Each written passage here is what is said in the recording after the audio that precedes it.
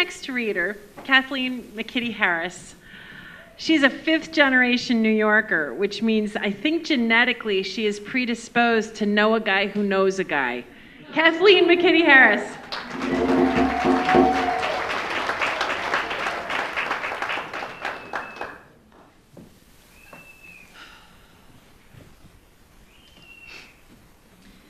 Every child is supposed to love Santa. In fact, every child is contractually obligated to love Santa. But here's the thing. While every child claims to love the fat man, not many actually do. Kids love the idea of him, of course, the Christmas magic and promise of presents, and the fact that he can tap his nose and get great gas mileage on 8 tiny reindeer. But all that naughty and nice stuff is creepy. He sees me when I'm sleeping, he knows when I'm awake. Shouldn't someone be prosecuted for that kind of behavior?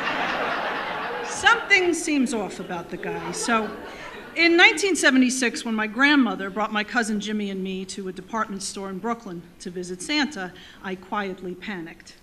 Jimmy was 4. He hadn't reached the age of reason, so he prattled on about Dr. Zaius and Cornelius and all the other Planet of the Apes action figures he was going to ask Santa for, while I felt my 6-year-old pulse throbbing at the side of my neck, because all of my terrible misdeeds were about to be found out. I mean, sure, I could ask Santa for an easy bake oven and the Barbie dream house, but he knew that I stuck my tongue out behind my mother's back, that I swiped a Mary Jane from the penny candy bin, and that I whispered swear words, shit, fuck, damn, under the covers at night. Santy had that whole godlike omniscience thing going on, as well as the aforementioned naughty and nice list, which he probably had annotated for quick reference. He knew everything, that red velveteen weirdo. I didn't stand a chance. Besides, I was from Queens. We didn't have fireplaces in our houses. We had bars on our windows and switchblades concealed in our earth shoes.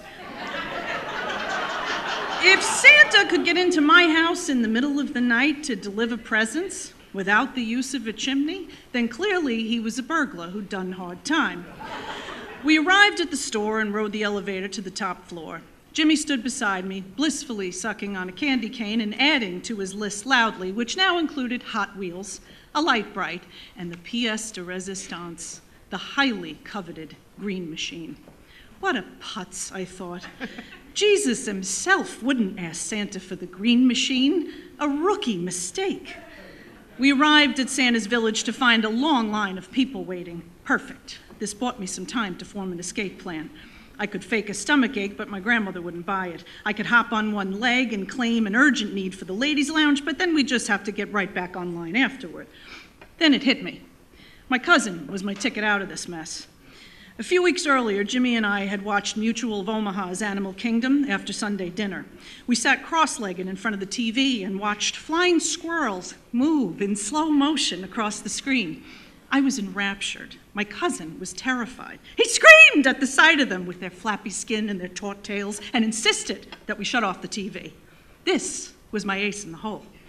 Because toy airplanes zoomed on wires around Santa's throne, but from a distance, they could be nearly anything. Flying squirrels, even. This was my one shot. How could I resist? I leaned down and whispered in his ear. "Look, Jimmy," I said. "Look over there." My cousin slurped frantically on his candy cane, eyes searching. "See what Santa has?"